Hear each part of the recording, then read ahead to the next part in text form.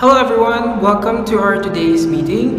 And I know that I have given everybody their assignments about our topic for today, which is K-12 implementation. So we all know that there have been a lot of emerging issues and conflicts in the implementation of K-12 curriculum. But all throughout, we could see that there are several points that we have to consider about the K-12 implementation.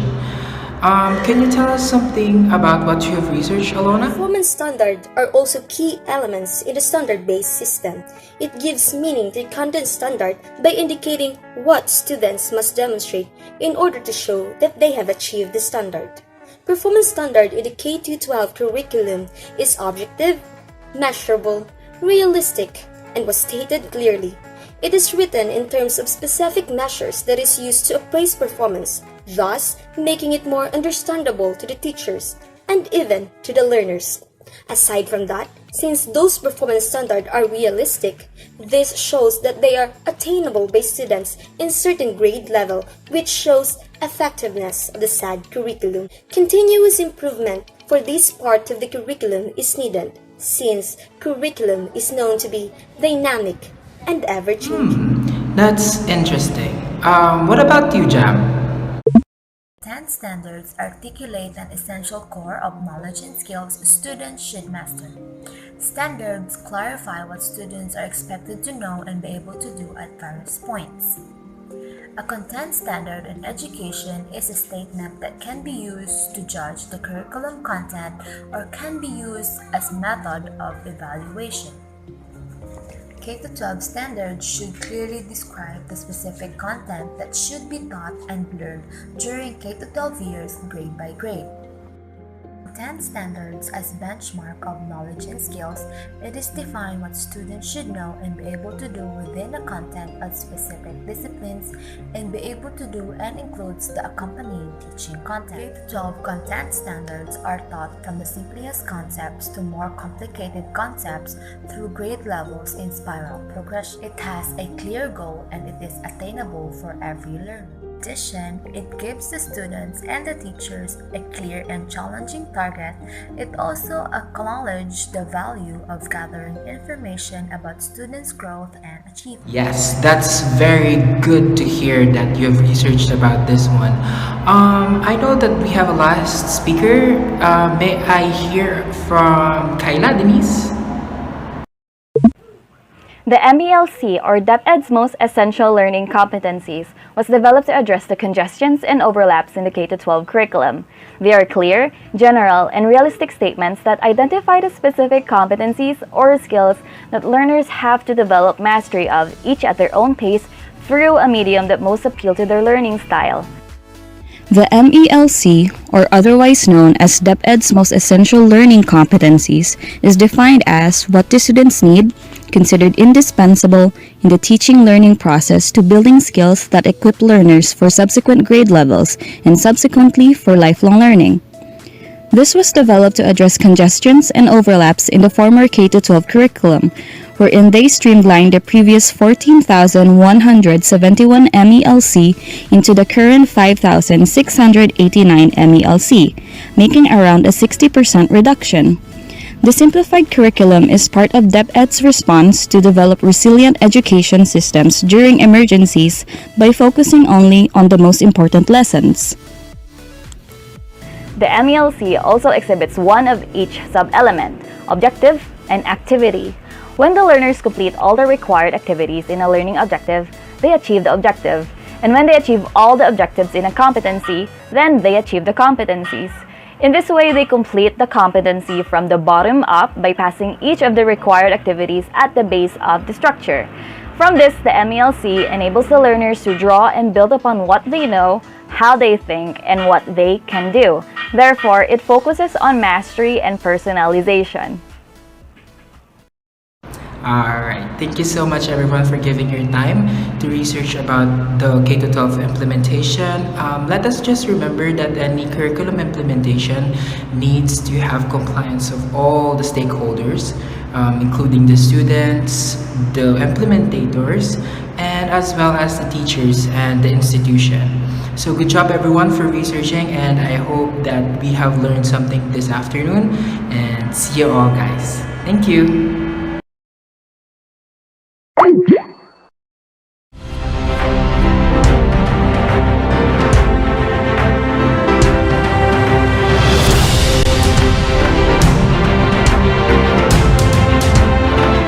You are watching live here on ABC Studio. The daily talks about the recent education system in the Philippines. We bring you flash news updates, stories to tell, and knowledge to share. Today's episode focuses on exchanging information about the current curriculum in the country, the K-12 curriculum. To be able to deliver quality information to all of our viewers, we have invited 3 different stakeholders to share to us their respective experiences and recommendation regarding the curriculum. First, we have the newly appointed Secretary of the Department of Education, Dr. Avegail Jude F. Fabular. We also have one of the 10 outstanding teachers of the Philippines 2020, Ma'am May Ambid. Also, a national awardee of 10 outstanding students of the Philippines 2020, let us welcome Miss Jenny Rose Talagon. To begin our discussion, may I request Secretary Fabular to please explain what K-12 curriculum is all about? Good day, viewers. The K-12 curriculum can refer to the courses or subjects, specific learning objectives, and activities taught in school from grades kindergarten to 12. It aims to provide sufficient time for students' mastery of concepts and develop skills. It also aims to develop lifelong learners and prepare graduates for tertiary education and employment. Thus, graduates of K-12 program are expected to be able to compete globally with enough necessary skills and competencies. Those are good points to highlight, Secretary Fabular. Well, I suppose Ma'am Ambid has a lot to share regarding the curriculum process. That is a very good point, Airra.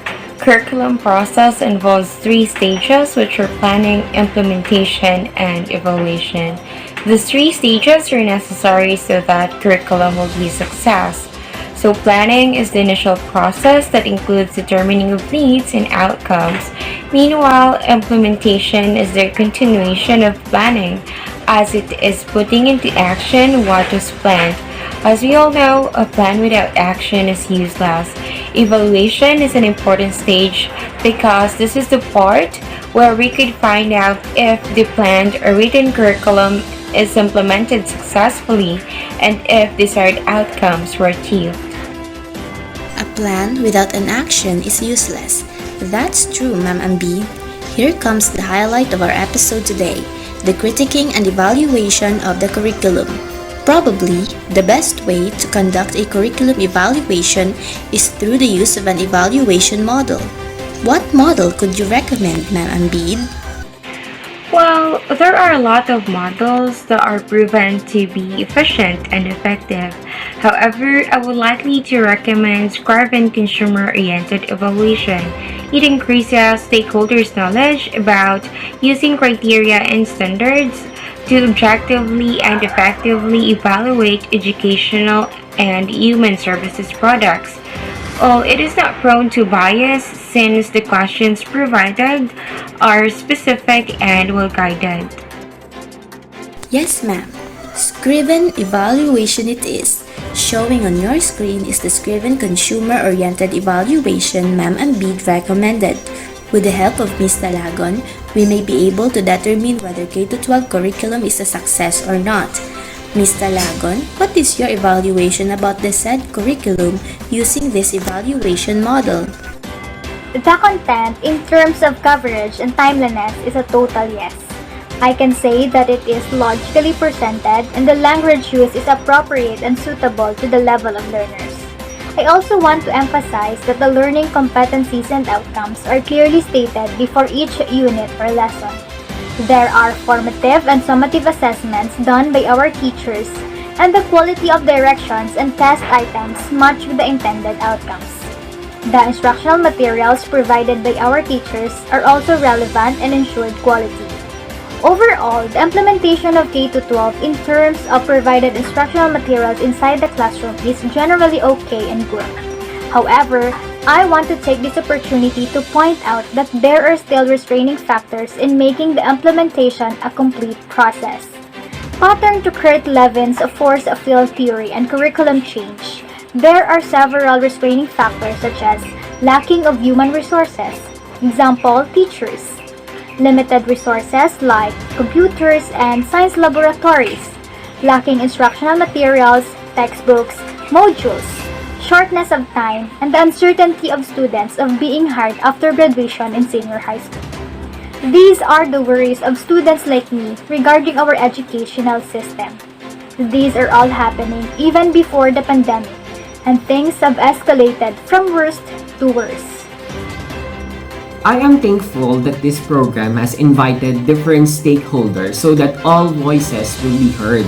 As of today, we are making immediate solutions regarding to the locking of facilities.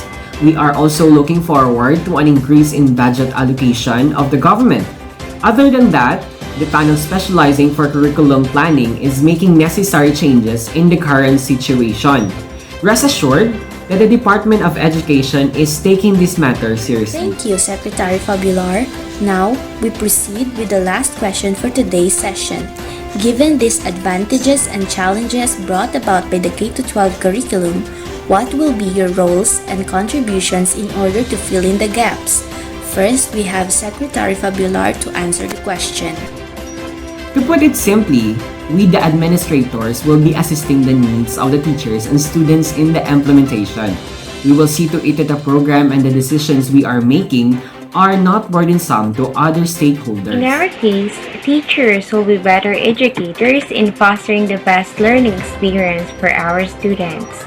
We will continue seeking learning to improve or for the betterment of our pedagogy by actively participating in seminars. As for us students, we will ensure that we will uphold responsibility and willingly do our best in our schooling. Just like the teachers, we will continue to seek knowledge and never stop learning. We will become the hope of the fatherland. Thank you so much, dear stakeholders. Another productive day had passed here on ABC Studio, still giving you flash news updates, stories to tell, and knowledge to share. That ends our program for today. See you tomorrow for another hot topic regarding our education. This has been your news anchor, Airra Joy Laysa, greeting you, good day, Philippines.